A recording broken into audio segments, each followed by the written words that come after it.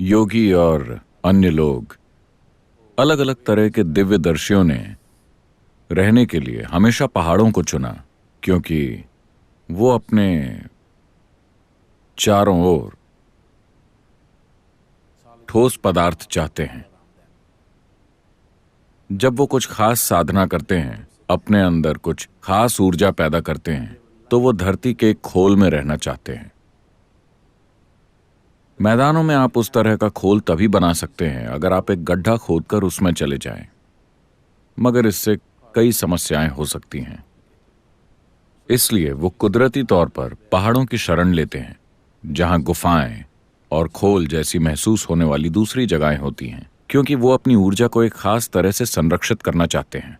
उनमें से कई उस छोटी सी गुफा में अपनी खुद की एक पूरी दुनिया बना लेते हैं। आपके लिए वो सिर्फ एक छोटी सी गुफा है, मगर उनके लिए वो उनकी अपनी सृष्टि है, क्योंकि समय और स्थान चेतन मन की उपज होते हैं। आपके लिए ये सिर्फ एक गुफा है, उनके लिए वो एक पूरी दुनिया है। इसलिए उन्होंने हमेशा पहाड़ों को चुना। आप दुनिया में कहीं भी चले जाएं, आध्यात्मिक लोग हमेशा पहाड़ों पर होते हैं, है ना? दुनिया के किसी भी हिस्से में ऐसा ही होता है, क्योंकि वो अपने आसपास एक खोल जैसा वातावरण चाहते हैं। तो हिमालय अपने आकार और विशालता के कारण बहुत ही शानदार है। अगर भारत में रहते हुए आपने हिमालय नहीं देखा, तो आप वास्तव में एक बड़ी चीज से चूक रहे हैं। बहुत बूढ़े और किसी काम के न रह जाने से पहले आपको एक बार हिमालय जरूर जाना चाहिए। आपको उसे जरूर देखना चाहिए। आपको किसी विश्वास या आस्था के साथ जाने की जरूरत नहीं है। बस उसका आकार ही आपको एक चींटी की तरह महसूस करा देगा। शहर में आप एक बहुत बड़े आदमी हैं, वहां जाकर खड़े होने पर आप एक छोटे से रेंगने वाले जीव की तरह महसूस करेंगे। आप एक बड़े आदमी नहीं रह जाते। वो इतना विशाल है कि उसका वर्णन करना मुश्किल है। उसे देखकर अनुभव करना चाहिए। तो लोग वहां जाते रहे और समय के साथ हिमालय अलग अलग तरह की आध्यात्मिक प्रक्रियाओं का गढ़ बन गया। किसी दूसरी संस्कृति में उतनी विविधता नहीं है जो यहां की धरती ने देखी है। आप मार्क ट्वेन को जानते हैं? आपने मार्क ट्वेन के बारे में सुना है? आपने कुछ पढ़ा है? आपने मार्क ट्वेन का लिखा कुछ पढ़ा है? नहीं? Tom Sawyer? आपको हॉकफिन पढ़ना चाहिए। ठीक है, टॉम सॉयर। Huckleberry Finn? जब मार्क ट्वेन भारत आए तो वो खास तौर पर हिमालय गए। कई योगियों और दिव्यदर्शियों से मिले और उन्होंने भारत के बारे में टिप्पणी की। ये ऐसा देश है जहां इंसान या भगवान जो कुछ भी कर सकता है वो सब किया जा चुका है।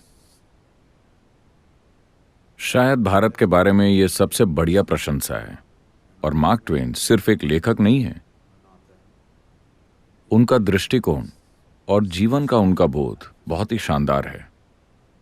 उन्होंने कहा कि किसी इंसान या भगवान द्वारा कभी भी जो कुछ भी किया जा सकता था वो सब यहां किया जा चुका है। ऐसा ही है। जीवन को उसकी गहराई में समझने के अर्थों में, जीवन से मेरा मतलब जीवन जीने से नहीं है। मैं सृष्टि के रूप में जीवन की बात कर रहा हूं। जीवन प्रक्रिया को उसकी संपूर्ण गहराई में समझने की बात करें तो किसी भी दूसरी संस्कृति में कभी इसे उस तरह से नहीं देखा गया जिस तरह से यहाँ के लोगों ने इसे देखा है। जीवन को जितनी गहराई और आयामों में देखा गया। भारत में रहते हुए भी आप इन चीजों के बारे में नहीं जानते। अगर आप योग विद्या में जाकर देखें तो जीवन के साथ उन्होंने जिस तरह की अविश्वसनीय चीजें की हैं, आप उसे तार्किक रूप से समझ भी नहीं सकते। उस हद तक जो चीजें हुई हैं, जिन लोगों ने प्राण प्रतिष्ठा की प्रक्रिया को देखा है, कोयम्बतूर में हमने जो किया, और दूसरी चीजें जो हुई हैं संयमा या होलनेस कार्यक्रमों में और इस तरह की चीजों में, आपने कभी सपने में भी कल्पना नहीं की होगी कि इंसानी रूप में ऐसा कुछ करना संभव है। कितना कुछ किया जा चुका है और इसे हर संभव तरीके से किया जा चुका है। जिन भी तरीकों से इंसानी चेतनता और सृष्टि की प्रक्रिया की खोज करना संभव है वो किया जा चुका है। तो कई तरह के दिव्यदर्शी और योगी हिमालय में रहते थे। उन्होंने हिमालय को अपना निवास बनाया। तो जब वो रहते हैं वो स्वाभाविक रूप से ऊर्जा का एक आयाम वहां छोड़ते हैं। इन लोगों ने कभी किसी से बात तक नहीं की, न कोई शिक्षा दी। उनका योगदान यही है कि उन्होंने अपनी ऊर्जा एक खास तरह से वहां छोड़ी जिसे कभी भी बिगाड़ा नहीं जा सकता। वो वहां हमेशा मौजूद रहेगी। तो इस वजह से हिमालय ने एक तरह का आभा मंडल इकट्ठा कर लिया। हिमालय के कुछ हिस्से पर्यटन के लिए अनुकूल हैं, लेकिन हिमालय के कुछ हिस्सों ने बहुत शक्तिशाली ऊर्जा इकट्ठा कर ली और वो रहने के लिए बहुत शक्तिशाली स्थान बन गया। इसलिए आध्यात्मिक साधक स्वाभाविक रूप से उस दिशा में गए। मेरे ख्याल से हम केदार के बारे में कुछ बात कर रहे थे। आपको केदार जाना चाहिए। वहां बस एक छोटा सा मंदिर है। वहां कोई देवता नहीं है, बस इस तरह चट्टान का एक उभरा हुआ टुकड़ा है। Oh, it is one of the most powerful points in the world. वो दुनिया के सबसे शक्तिशाली स्थानों में से एक है।